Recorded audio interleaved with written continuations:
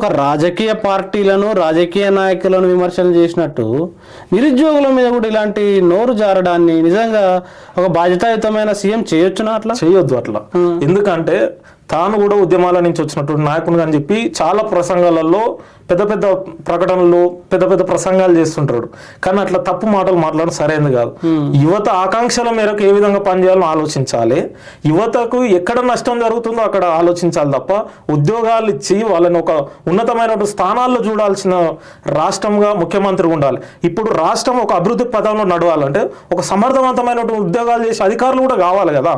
ఒక group 1 officer, group 2, group 3, అదేవిధంగా junior lecturers, ఇట్లా అనేక డిపార్ట్మెంట్లో ఉన్నటువంటి వాళ్ళందరూ కూడా సరైనటువంటి వాళ్ళు సమర్థులైనటువంటి అధికారులు ఉంటేనే కదా ఈరోజు అవుట్ సోర్సింగ్ పేరుతో, కాంట్రాక్ట్ పేరుతో, తక్కువ వేతనాలతో, ఏజెన్సీలతో కుమ్మకై ఈరోజు ఉద్యోగాలు నియమిస్తున్న పరిస్థితి ఉన్నది. రెగ్యులర్ ఉద్యోగాలు ఎందుకు ఇవ్వట్లేదు? ఇస్తే ఎందుకు నోటిఫికేషన్లు వద్దంటారు?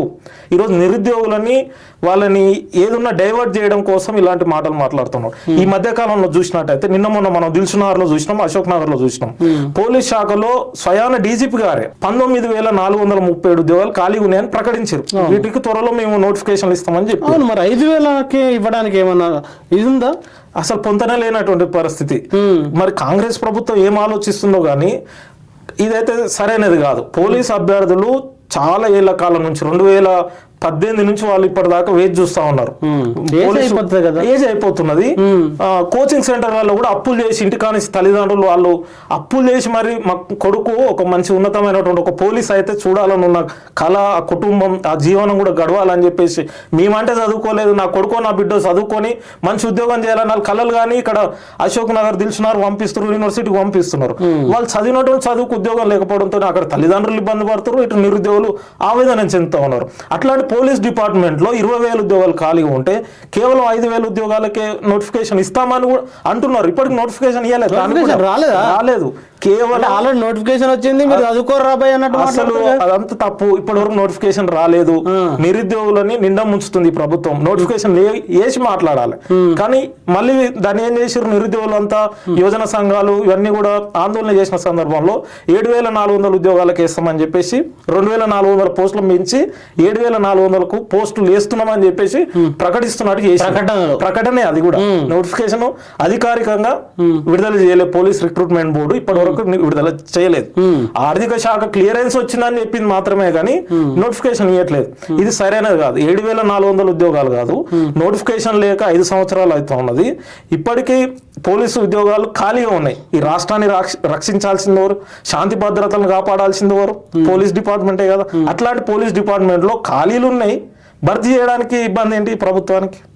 కాబట్టి రాష్ట్ర ప్రభుత్వం పోలీస్ శాఖలో ఉన్నటువంటి 19,700 ఏదైతే ఉద్యోగాలు ఖాళీ ఉన్నాయో వాటన్నిటికీ ఒకేసారి నోటిఫికేషన్ ఇవ్వాలని చెప్పేసి డివైఎఫ్ యువజన సంఘంగా పోలీస్ అభ్యర్థుల తరఫున మేము కూడా కోరుతా ఉన్నాం. నిరుద్యోగులు కూడా అడుగుతా ఉన్నారు.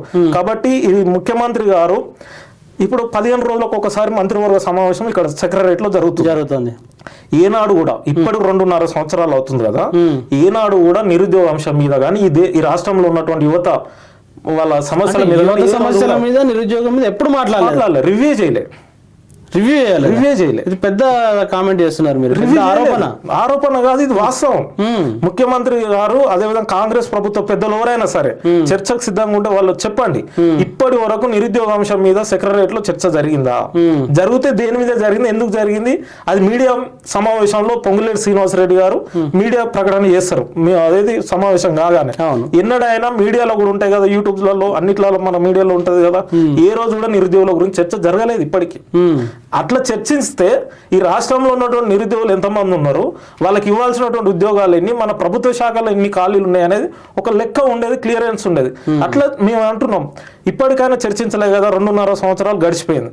ఇప్పటికైనా మంత్రివర్గ సమావేశం నిరుద్యోగ ఎజెండానే ప్రత్యేక ఎజెండా పెట్టి ఈ రాష్ట్రంలో ఉన్నటువంటి యువతకు ధైర్యం కల్పించే విధంగా, నమ్మకం కలిగించే విధంగా చర్చించండి.